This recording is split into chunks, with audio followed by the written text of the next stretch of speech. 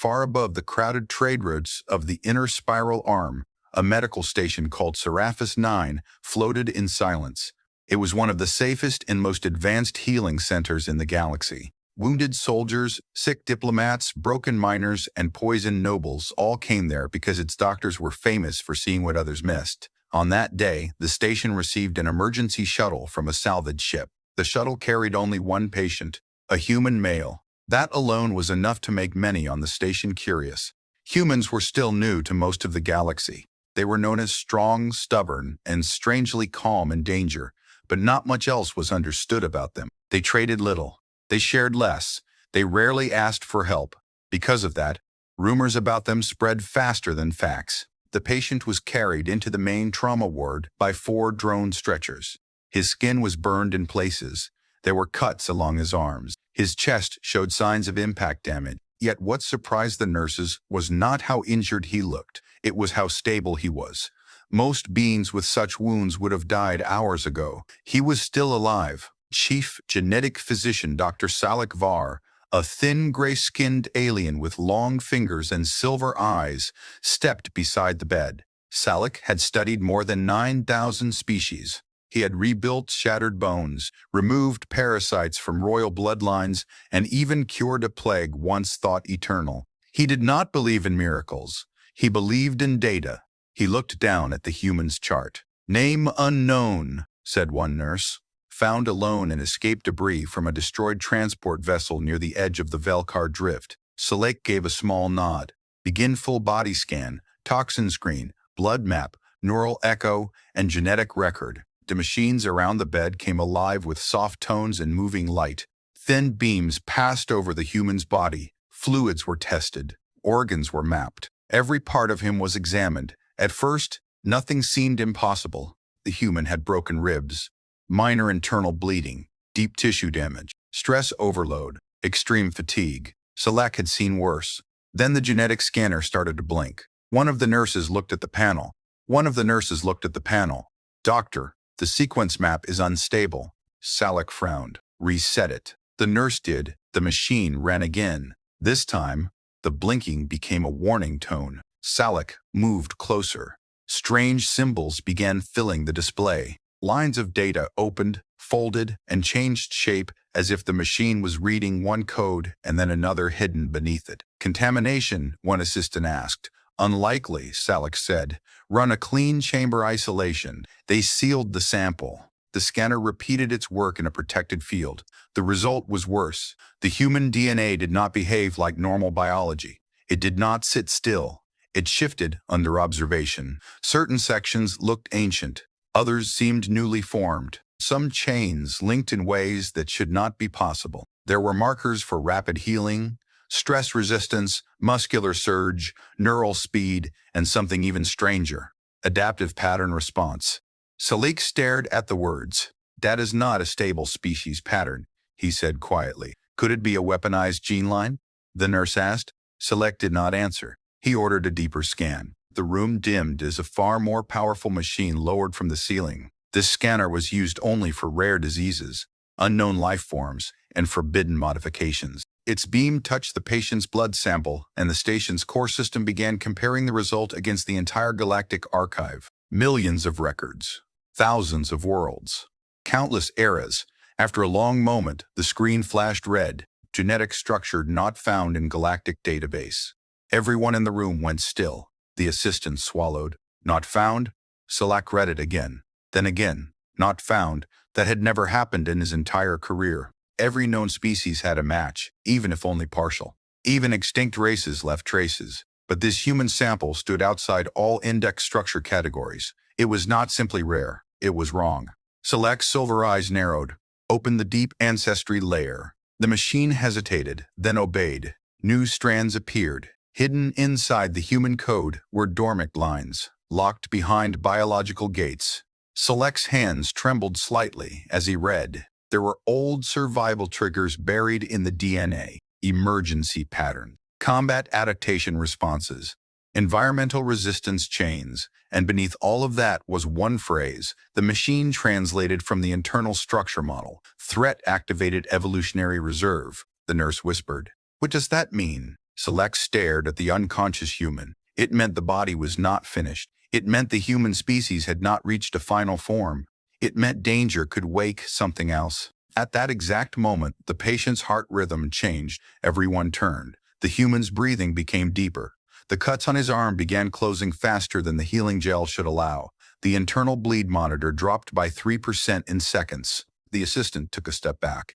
Dr. Select moved to another panel and opened live cell behavior. The cells were reorganizing, not multiplying wildly like cancer, not mutating blindly like damaged genes, adapting with intelligence. The human body was studying its own injuries and correcting them. Select felt a cold wave move through him. He had once studied the ruins of a dead civilization, where walls were melted from within and weapons had been torn apart with bare force.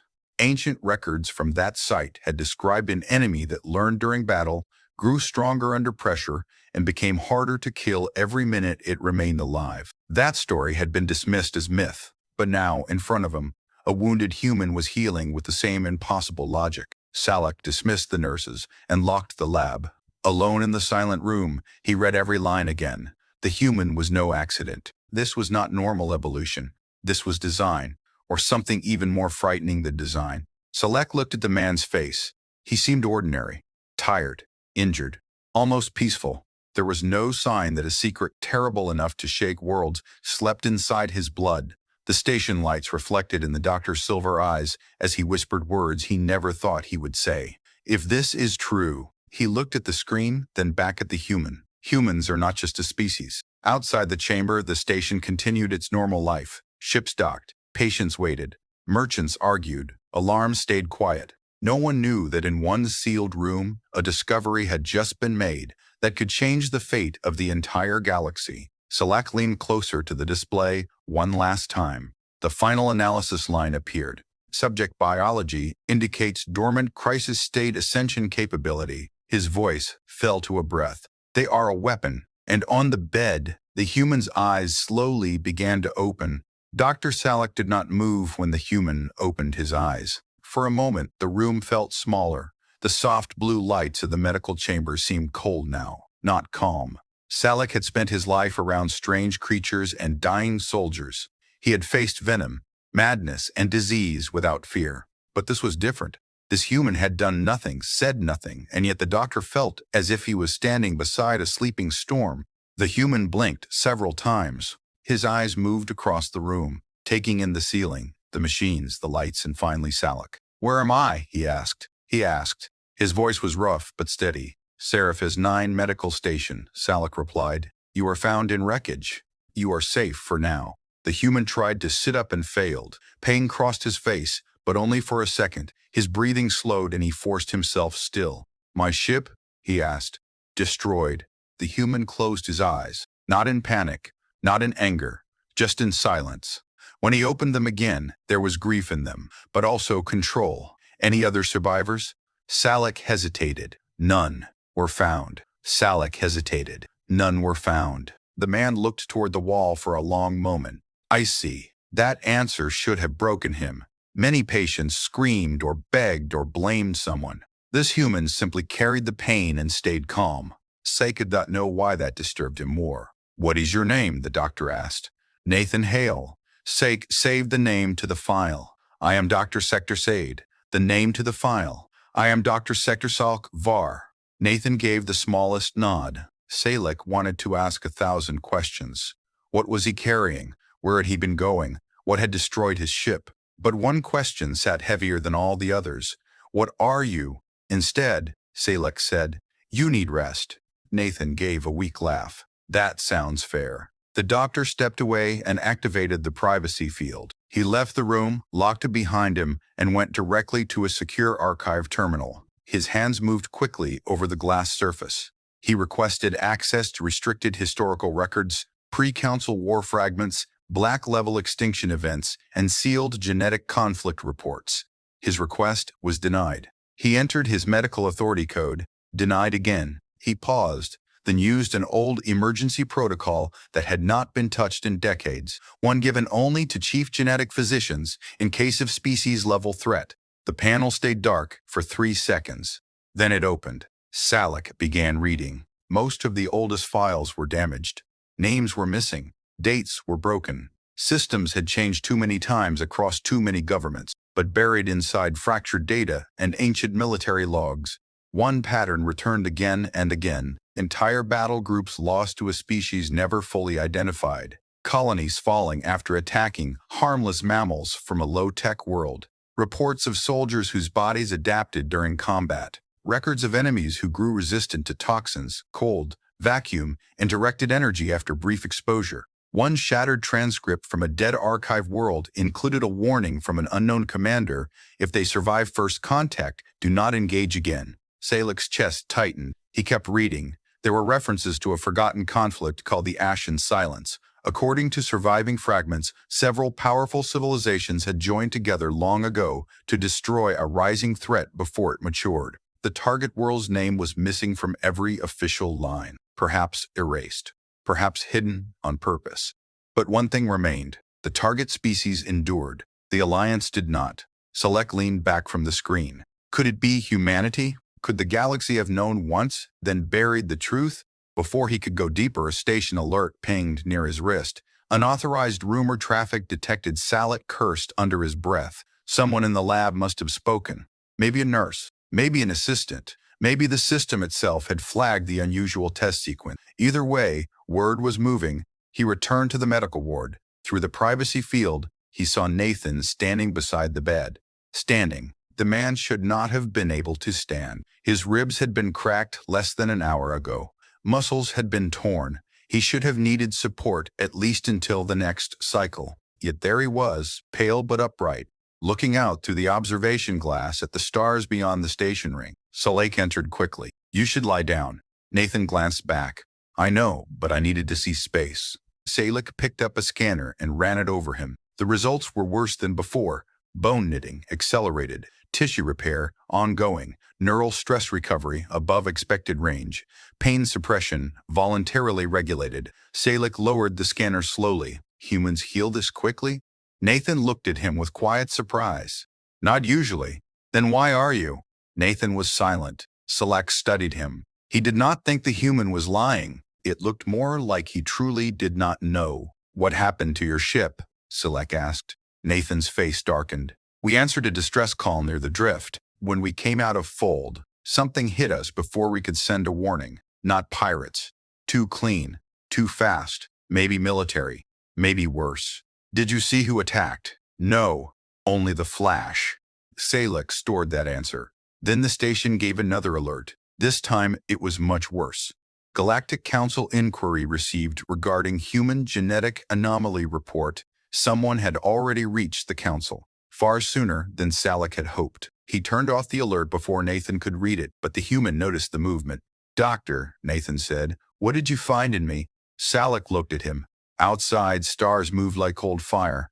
Inside, monitors hummed softly. There was no easy answer. "Something unusual," he said at last. Nathan gave a tired smile. "That sounds like doctor language for bad news." Salek almost answered, but footsteps rushed down the corridor. Two station security officers appeared outside the door, followed by a council liaison draped in dark official cloth. This was moving too fast. Salek stepped outside before they could enter. The liaison's face was expressionless. "Dr. Salekvar, you are ordered to preserve the human subject for immediate council review. All findings are now under emergency authority." "The patient is injured," Salek said. "He needs care, not politics." "This is no longer your decision." Salek's fingers curled. "What have you told them?" he asked. The liaison held up a data shard. Enough. Salek knew what that meant. They had seen the scan, the impossible structure, the dormant markers, perhaps even the adaptation response. Fear would spread from this point like poison. He looked back through the glass at Nathan. The human stood alone, wounded yet steady, unaware that powerful minds across the stars were already starting to see him not as a survivor, but as a danger. Salek lowered his voice. "You do not understand what you are waking." The liaison's tone remained cold. "Then explain it to the council." The doctor said nothing, because deep down, he already knew the truth. The galaxy had not just discovered something hidden inside human DNA. It had rediscovered something it had once tried very hard to forget. The Galactic Council chamber was not built for comfort. It was built for power. The vast circular hall floated at the center of the capital station above the world of Telmore. Every major species had a place there. Towering beings of stone, insect nobles wearing gold nerve crowns, pale water breathers in life tanks, machine envoys with polished faces, and dozens more sat in rings of light around the central floor. Dr. Salak stood alone in that center. Above him hung a giant image of human DNA, broken into layers and rotating slowly for all to see. The chamber was silent. Then the first voice came. "State your conclusion," said Counselor Veth, a tall reptilian leader whose species had ruled military policy for over 200 years. Salak kept his voice calm. "The human subject known as Nathan Hale possesses genetic structures not present in any known galactic classification. His biology contains dormant adaptation systems that activate under threat." Murmurs spread through the chamber. Another counselor leaned forward. "Adaptation? Define." Salak touched the projection. Several chains of coded light expanded. "His body does not merely heal. It learns. Under physical danger, stress, poison, or environmental pressure, his cellular behavior begins adjusting in real time. This is not random mutation. It is targeted biological response." One of the machine envoys spoke next. "You are describing self-directed evolution." "Yes," Select said. The chamber erupted. Voices rose from every side. "Impossible, false, fabricated, dangerous." Some demanded more data. Others demanded immediate containment. A few did not hide their fear at all. Counselor Veth struck the control stone with his claw. Silence. The hall quieted. "Doctor," he said, "can all humans do this?" Salak hesitated. He could have softened the truth. He could have said uncertain, possible, not enough evidence. But he remembered the ancient files, the ruined worlds, the warnings. "Yes," he said. "Not all at once, not all to the same degree, but yes." Fear changed shape in the chamber. Before, it had been surprise. Now it became calculation. Another counselor, a thin blue diplomat from the Oreni Combine, spoke carefully. "Are humans aware of this trait?" "I do not believe so," said Selek. "At least not fully." "Then that makes them more dangerous," said someone from the upper ring. "Or less," answered another. "If they do not know their own nature, they can be guided, or erased now, before they awaken." That word hung in the air. Erased. Salak looked up sharply. "The patient is injured and cooperative. He has shown no violence." Counselor Vet's eyes narrowed. "You are a physician, not a strategist. And you are afraid," Select said before he could stop himself. The hall went still again. Veth leaned back slowly. "Should we not be?" Select had no easy answer. Because he was afraid too. Not of Nathan, of what panic would make the council do. Back on Seraphis 9, Nathan sat alone in a guarded medical room. The station no longer felt like a hospital. Security fields covered every wall. Armed officers stood outside. The nurses who came in now avoided his eyes. He could feel the change. Whatever the doctor had found, it had spread. A tray of food sat untouched near the bed. He had no hunger. His body felt strange, stronger in some ways. Clearer. Sounds seemed sharper. He could hear footsteps in the hall from far away. He could smell chemicals through sealed vents. Once, when a guard adjusted his weapon outside, Nathan had noticed the movement before hearing it. Something in him was changing. That frightened him more than the guards did. The door opened and Dr. Salak entered. For the first time since they met, the alien looked tired. "You look worse than I do," Nathan said. Salak did not smile. "I just spoke before the council." Nathan let out a slow breath. "That sounds bad." "It is." The doctor came closer. "I need to ask you directly. Have humans discovered unusual traits in themselves? Unusual recovery, combat adaptation, survival events?" Nathan thought for a long moment. "Stories," he said. "Soldiers who lived through impossible things. Miners who survived radiation longer than they should. Explorers who adapted to hostile colonies fast. But every species has stories like that. Not like this." Nathan looked at him. "Then tell me what this is." Select lowered his voice. "Your DNA is not normal. It reacts. It evolves under danger." Nathan stared at him in silence. Then he laughed once.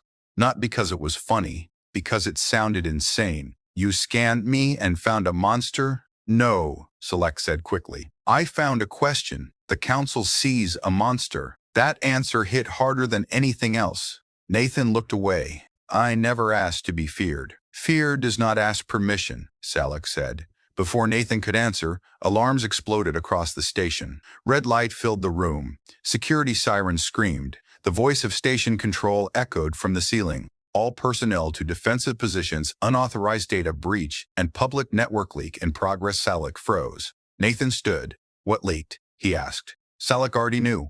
The scan. Within minutes, the story crossed the inner systems. Within an hour, the outer colonies had it too. The headlines changed from language to language, but carried the same meaning. Human DNA classified as impossible. Galactic doctor finds dormant war genetics in humans. Council begins emergency review of human threat status. Ships changed course. Markets fell. Border outposts armed themselves. Old hatred returned where trust had barely begun. On military channels, some commanders demanded preemptive strikes near human territory. On civilian networks, frightened citizens begged for reassurance. Many did not wait for answers. They chose panic. Back in the council chamber, emergency transmissions poured in. One frontier governor had already ordered all human visitors detained. Another had closed gates to human trade. A military bloc along the eastern arm had raised fleet readiness to level red. And from darker corners of the galaxy came a different kind of message. Kill them, now. Dr. Select felt sick. He turned from the council feed and stared at the live image of Nathan's chamber. The human stood in silence while alarms flashed around him, wounded, confused, alone. And across the galaxy, billions were deciding what he meant before he himself even understood it. Nathan finally looked at Select through the screen. Why are they so afraid of me? Sacy had studied every line of his blood, every hidden chain, every sealed archive. But in that moment, he had no answer simple enough to fit the truth. Because the galaxy was not afraid of what the human had done. It was afraid of what humans might become if pushed. And in systems far away, fleets were already. The first explosion shook Serapis 9 hard enough to crack 2 ceiling panels in the lower wing. Nurses screamed. Lights went out for half a second, then returned in red emergency mode. Dr. Select grabbed the wall to steady himself. The station was a medical center, not a fortress. It had shields and security, but not enough for full assault. Report, he shouted into his wrist channel.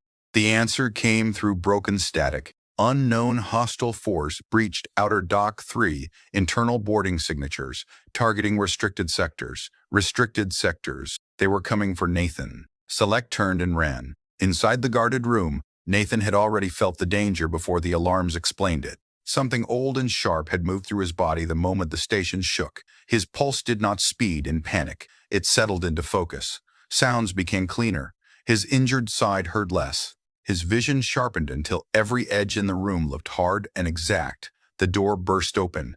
2 station guards stepped in, weapons raised. Move with us now, one said. Secure transfer route. Nathan looked at them, then at the hall beyond. There was smoke in the air already. Who's attacking? No time. They rushed him into the corridor. Dr. Select joined them halfway, holding a portable scanner in one hand and a field injector in the other. Doc extremists, Select said between breaths. Anti-human faction. They must have tracked the leak. Nathan almost laughed at the madness of that sentence. One day ago, he had been a cargo officer answering a distress call. Now armed fanatics were boarding a medical station to kill him over his blood. They turned a corner. 3 explosions hit farther down the hall. Then came gunfire. One of the guards shouted and fired back. Blue bolts flashed across the corridor. A blast hit the wall inches from Nathan's head, spraying hot metal. Before he could think, he moved. He moved too fast. Later, none of them would remember the exact shape of it, only the result. Nathan had been near the center of the hall 1 second. The next second, he was behind a fallen equipment cart that should have taken him much longer to reach. The guard beside him stared. How did you? Another bolt slammed into the cart. Nathan's mind felt cold and clear. He could almost see where the next shots would come from. He smelled the charge in the air before each blast. He heard enemy footsteps through the smoke. His body responded before fear could slow it. Select looked down at the portable scanner and nearly dropped it. Every line was changing. Adrenal load rising. Neural conduction increasing. Muscle efficiency climbing. Pain response rerouted. Cellular adaptation active. It's happening, Salic whispered. 3 armored attackers rushed through the smoke wearing dark masks and faction marks across their shoulders. They were not soldiers of any lawful state. They were zealots, and their weapons were set to kill. One fired. The blast struck Nathan in the shoulder. The human slammed into the wall. Selek shouted his name. For one terrible second, everything stopped. Then Nathan pushed himself up. The wound was real. Blood ran down his arm, but he was still moving. His eyes were different now, not glowing, not unnatural, just intensely awake.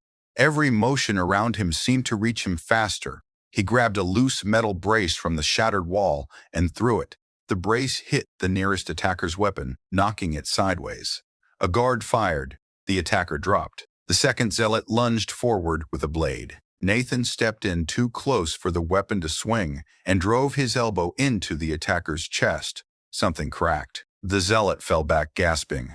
The third fired again. This time, Nathan twisted before the shot left the barrel, as if his body had read the intent before the trigger moved. The blast burned past him. The remaining guard fired in return and hit the attacker through the visor. Then the corridor went quiet, except for alarms and breathing. Nathan looked at his shoulder wound. Already, the bleeding had slowed. Selek raised the scanner with shaking hands. You adapted to their attack pattern. Nathan turned to him. I did what I had to do. No, Selek said. Your body did more than that. They kept moving. Deck by deck, the station was falling into chaos. Hostiles had boarded from multiple points. Some were after data.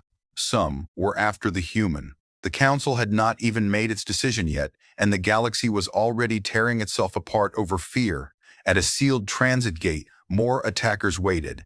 This time, there were 6. One of the guards whispered, "We can't break through." Nathan stared at the enemy line. Something deep inside him seemed to open further. Not rage, not blood hunger. Something colder, older. The need to survive. The attackers fired together. Nathan moved with the guard team, but not like before. Faster now. Cleaner. He saw the gaps. He saw the recoil moments. He saw the recoil moments. He saw the weak shield rhythm on the left side. He took one weapon from a fallen attacker in a single motion and used it with sudden accuracy that he had never trained for. One hostile dropped, then another. The guard beside him looked at him in disbelief. You've used one of these before? Never. But his body understood it anyway. The fight lasted less than 20 seconds. When it ended, all 6 attackers were down. One guard was wounded. Salic was unharmed. Nathan stood at the center of the scorched hall, chest rising and falling, blood on one arm, smoke around his face. The scanner in Selek's hand gave a final tone and displayed a new classification line, self-optimizing war biology confirmed. Salic stared at it. Nathan saw his expression. What? The doctor met his eyes. Every threat is teaching you. Nathan looked at his own hands. They were still human hands, shaking slightly, alive. He felt no joy, only a growing, terrible understanding. If this was real, then what else was buried inside his kind? Behind them, station control announced that hostile forces were retreating. Security reinforcements had arrived. The immediate danger was ending. But for Salic, the real danger had only become clearer, because now he had seen it with his own eyes. Human adaptation was not theory, not myth, not old fear from ruined archives. It was real. And once the rest of the galaxy understood what one wounded human had just done while barely awake, the coming panic would be beyond anything the Council could control. The truth beneath the fear. Seraphis 9 survived the attack, but it did not feel alive anymore. The bright halls were scorched. Medical wings were filled with the wounded. Security teams searched every deck. Docking lanes were sealed. News feeds played the same story again and again from every angle possible. The assault, the leaked scan, the human patient, the impossible DNA. Dr. Selek locked himself inside Archive Chamber 7 and began digging deeper than ever before. He no longer cared about Council restrictions. What had happened in the corridor proved that the old files were not lies. Now he needed the full truth, no matter how buried it was. Layer after layer opened, sealed war maps, broken translations, dead empire records, fragments from species that no longer existed. Most documents ended the same way: silence, extinction, or deliberate erasure. Yet one archive remained different. It came from a vault found beneath the ice moon of Revenan, a world abandoned long before the first council was formed. The file had been partially translated centuries ago, then marked unstable mythology and forgotten. Salak opened it. The text was ancient and damaged, but one passage was clear enough to read. When the Devourers crossed the dark, the Builders made a final answer. Not fleets, not walls, not machines. They shaped a people who could endure any world, learn any war, and rise only when pressure demanded it. They would sleep in weakness until the stars forced them awake. Salak stopped breathing for a moment. He read it again. A final answer. A people shaped to endure. Sleep in weakness. Forced awake. More lines followed. Hide them far from the old roads. Let them grow unmarked. Let them forget. If the dark returns, they will become what is needed. If peace remains, they will simply live. Salak sat back slowly. This was not just evolution. Someone had made humanity into a reserve weapon for the universe itself, or perhaps guided an already dangerous species toward that role. Either way, the meaning was the same. Humans were never meant to dominate during peace. They were meant to remain unnoticed until something terrible forced them to change. And now the galaxy, through fear and violence, was becoming that force. A soft knock came at the archive door. Nathan entered when Salak opened it. He looked stronger now. The wound in his shoulder had almost fully closed. The cut on his face was gone. Only the tiredness in his eyes remained. "You said you found answers," Nathan said. Salak nodded slowly. "I found a truth, old enough that no one wanted to remember it." He showed the human the translated lines. Nathan read them in silence. "No," he said at last. "That can't be right." Salak wished he could disagree. "I think your species was hidden on purpose," the doctor said. "Kept away from the old powers, left to grow on a harsh world until needed." Needed for what? Salak looked at him. For war. For survival against something worse than the civilizations that came later. Nathan walked away from the console and stood by the frozen wall of the chamber. All his life he had known humans were adaptable. Everyone said that. Humans survived cold places, hot places, dead soils, failing ships, and impossible odds. They endured. They pushed through. They rebuilt. But this was something else. This said endurance was not just a trait. It was a purpose. "So what am I supposed to do with that?" he asked quietly. Before Salak could answer, the station network flashed with a new emergency spread. Reports from 3 different systems. A human miner trapped on a radiation world had survived exposure levels that should have killed him. A human marine on a frontier moon had resisted a nerve agent after brief convulsions and then recovered fully. A human child on a freezing colony had shown body regulation patterns unknown to local medicine. The change was spreading, or perhaps it had always been there, waiting for attention, waiting for danger. Salak read the reports and felt cold. "The galaxy is triggering it," he said. "Fear, attack, containment, pressure, all of it." Nathan turned back. "Then they're creating the thing they fear." "Yes." The room fell silent. In the council networks, military plans were already being drafted.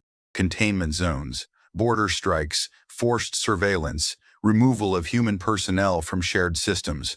All of it wrapped in words like safety and necessity. But Salak now understood the deeper horror. Every hostile act against humanity might push humanity further toward the role buried in its blood. The final answer. Not because humans wanted it, because the galaxy insisted on waking it. Nathan looked down at his hands again. "I don't feel like a weapon." Sake answered with painful honesty. "That is the one thing giving me hope." The human raised his eyes. "If you were cruel," the doctor continued, "we would already be lost." Nathan said nothing. Outside the archive chamber, stars drifted beyond the station glass. Somewhere out there were human colonies, ships, families, workers, children, ordinary people. People who did not know ancient builders or buried war codes or dormant ascension patterns. People who only knew they were now feared, and fear could become attack very quickly. Nathan understood that too. "If the council moves against us," he said, "others will change like I did." Salak nodded. "More than change," he said. "They may become exactly what the old builders intended." Nathan closed his eyes. For a long moment he stood there, carrying the weight of a truth too large for one man. Then he opened them again. Then we have to stop them. The council. The panic. Salik wished it were that simple.